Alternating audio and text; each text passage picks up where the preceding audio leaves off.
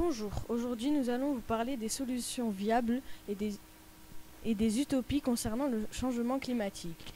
Comme support pour notre oral, nous allons utiliser le film 2040 réalisé par Damon Gamo, qui est un film documentaire, dans lequel il s'intéresse aux conséquences du réchauffement climatique dans les 20 prochaines années et aux solutions qui existent aujourd'hui pour les contrer. En premier plan, nous allons vous raconter le sujet du film documentaire. En deuxième partie, comment Damon Gamo aborde la question du changement climatique. En troisième partie, nous allons vous expliquer la théorie du donut. Et pour terminer, nous allons argumenter sur les effets positifs et inconvénients d'une solution choisie. Tout d'abord, nous allons vous le récapituler. Le film se penche sur les conséquences du réchauffement climatique au cours des 20 prochaines années et explore les solutions existantes pour y faire face. Gamo, devenu père d'une petite fille, s'interroge sur l'avenir de sa fille et de la génération future face à un environnement en constante détérioration. Son documentaire propose une vision optimiste du futur, mettant l'accent sur des solutions concrètes et réalisables pour la nourriture, l'énergie, l'éducation et les émissions de carbone.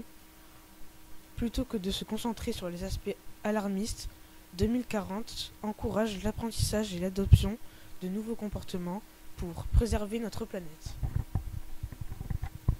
Comment Damon Gamo aborde-t-il la question du réchauffement climatique ?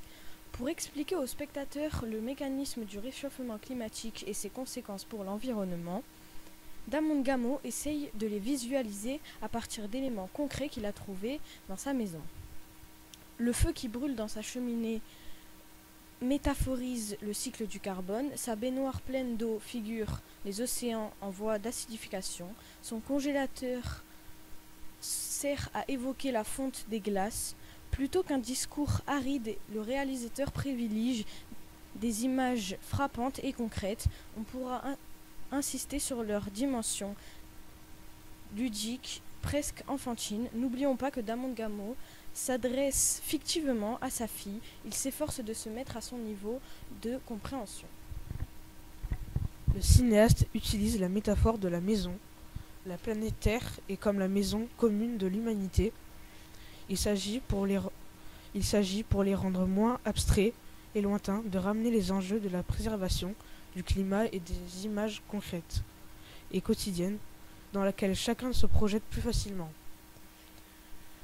Cette métaphore a effectivement été utilisée plusieurs fois.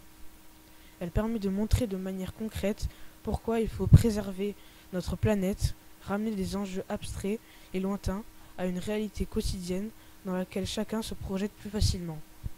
Quand on parle de solutions économiques, on pense à la théorie du donut, inventée par Kate Raworth, une célèbre économiste. C'est un modèle économique qui intègre l'écologie et la justice sociale. Le principe de la théorie du donut est simple. Déjà, ça ressemble à un beignet avec 4 parties importantes.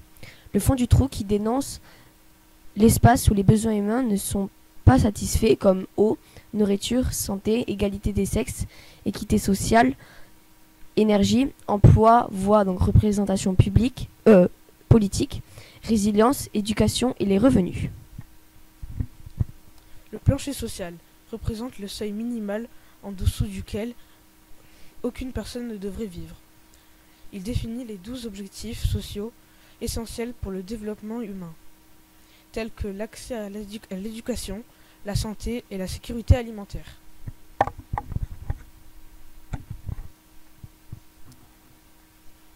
L'espace juste et sûr pour l'humanité est le juste milieu où l'on pourrait vivre équitablement.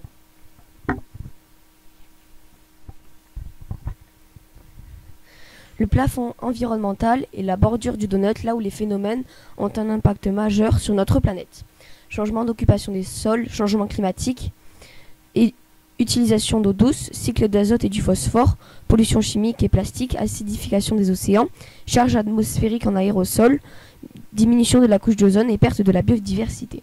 Maintenant, nous allons nous attaquer à la dernière partie. Dans le film 2040, Damon Gamo nous a révélé 5 technologies.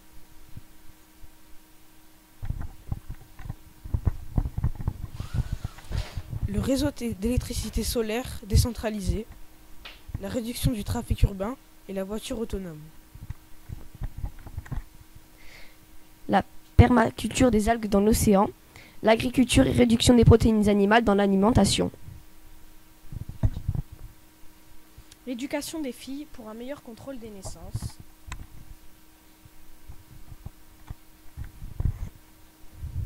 Mais aujourd'hui, nous allons nous concentrer sur la réduction du trafic urbain grâce à l'autopartage et à la voiture autonome. Tout d'abord, l'autoportage, c'est quoi? L'autopartage consiste à mettre à disposition de véhicules en libre service au profit d'usagers et pour la durée de la destination de leur choix. Les véhicules peuvent appartenir à l'opérateur d'autopartage ou à la collectivité. Et la voiture autonome, c'est quoi? Une voiture autonome désigne une voiture dont la conduite est en partie ou entièrement automatisée. Il existe différents niveaux d'autonomie, dont certains sont déjà très au courant et utilisés. On compte un certain nombre d'effets positifs, comme baisse de la pollution liée à l'usage et la production d'automobiles, réallocation des espaces verts urbains, libérer voies de circulation, places de parking pour les espaces verts comme captation du CO2, l'agriculture urbaine, circuit court. Mais les problèmes sont que la reconversion sera difficile de millions d'employés du secteur automobile, taxi, chauffeurs. Concernant l'autopartage, les difficultés d'amorcer un changement de mentalité basé depuis un siècle sur la propriété automobile comme forme d'ascension sociale, il n'est pas sûr que tout le monde accepte.